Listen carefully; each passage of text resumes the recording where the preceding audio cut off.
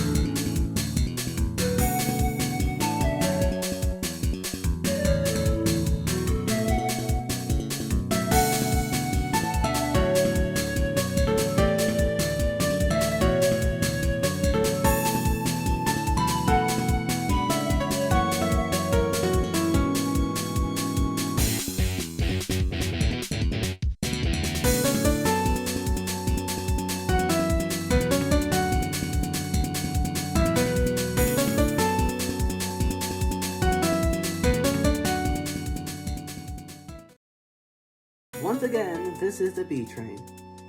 Just how many times am I gonna have to do this stupid line? The B starts off at Pennsylvania Avenue Expo Center in West Patapsco with the J&M. When they reach Halsey Street, the B splits from the J&M and goes over the Mini-County crossing into Potatoburg.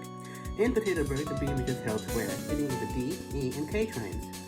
For a short while, the B goes local on 5th Avenue with the D and K into Fairview Avenue, where it switches onto the express track with the E. At 57th Street, the B and D split from the E and K and goes through a tunnel into Catherine, reaching 104th Street, Rental Plaza on Waterside Boulevard, which is the B's last stop. The trains the B uses are R46s, R68s, R160s, R179s, KP96s, PX1s, PSD2s, PSD3s, and PSD4s. Now, the B is pretty unique. It's the only service to switch from local to express within the trunk line.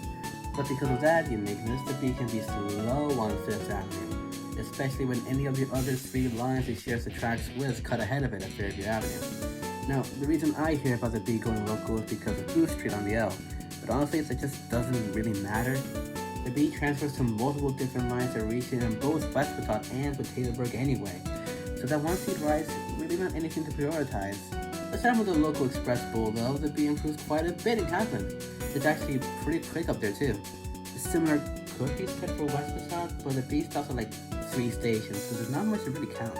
As for its fruit, I have to admit that the B goes to some pretty nice looking places, specifically pointing out Halsey Street, the Mini-County, and 78th Street. Halsey is pretty photogenic during the early and late hours. The Mini-County is a pretty cool bridge to walk on, even if being at wheel height of a passing train is a bit unnerving. And 78th Street just has a pretty cool design, and there's some pretty nice spots around it to watch the trains roll up. I have to enough for now, so it's time for a history trip. The first traces of the B would come as a tiny extension of the Caledon line from Fordham Avenue, formerly House to Landing, to Russian Street in Potatoburg in 1908. By 1912, this extension mostly saw use by express trains since the Rollins Street opening. In 1914, the line was extended to Pennsylvania Avenue and then to Rikers Island in 1917 when the East End line opened. And just for clarity's sake, outside of right now, the Halsey explosion shall not be mentioned, as I have no damn clue if it's canon or not. Probably isn't, but it's still ambiguous. Finally, the B will move up this time in 1933 when the PID 5th Avenue line opened. With this, the East End and 2nd Avenue service began running express on it all day to 57th Street, and then to 76th Street in 1936, and the Waterside Boulevard line in Catherine opened for the WPT. Thanks to this, the B finally gets to be called the B. The canon shall be disregarded from this point forward. There's nothing here, I gotta add something. To prepare for the 2nd Avenue line in 1944, Halsey Street and Pennsylvania Avenue stations had to be closed during multiple months of 1941 and 1943 respectively. This rebuild resulted in Halsey Street and Pennsylvania getting wider platforms and new tracks. The B, for the most part, wasn't really affected by the Halsey Street rebuild, though some trains still went according to Caledon at some points to and from Rikers Island. But during Pennsylvania Avenue's rebuild, the B was entirely cut off from the line. It began running entirely on the Caledon Line Express, which surely messed with the end. A shuttle ran from Caledon Avenue to Rikers Island on East End in the B's absence. In the final months of the station's closure, the B wound up tuning at Intervale Square with a double D. In 1949, the B began running express on the Eastern Line during the day in the peak direction, while the double M and later the M, singular, took over the local. This was caused by passenger traffic along the line dramatically increasing by then. This would get downgraded as traffic ceased to going back to local by 1965, and then being reduced to flat out only running during rush hours in 1984.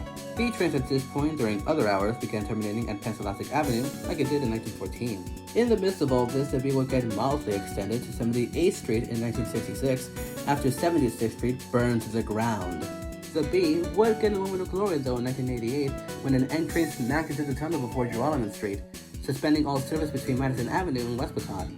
With this, the B was dipped in yellow and sent down Calagun to Rikers Island along with the D. This lasted until the tunnels were back up and running in 1990. In 2010, the Diamond B was silently cut, disjoining the B entirely from East End at last.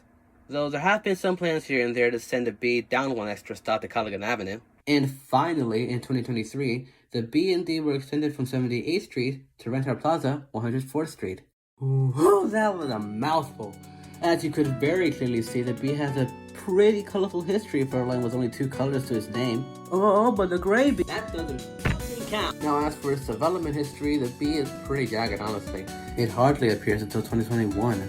But aside from its route, it is a pretty significant line, as it was the first line in the entire game to get voiced automated announcements.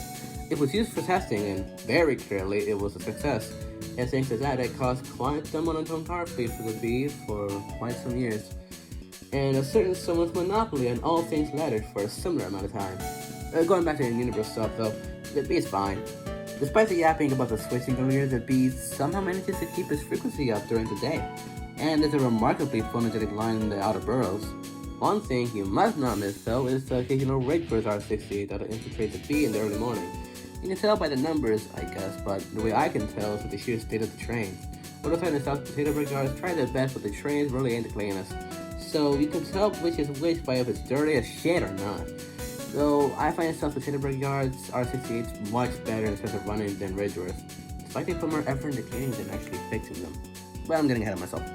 So overall, the B's a fine enough line with a couple of hiccups and pretty pictures, and gets an 8 out of 10. With that said, my name is Aina. Get it right, dummy, and step out and stand clear.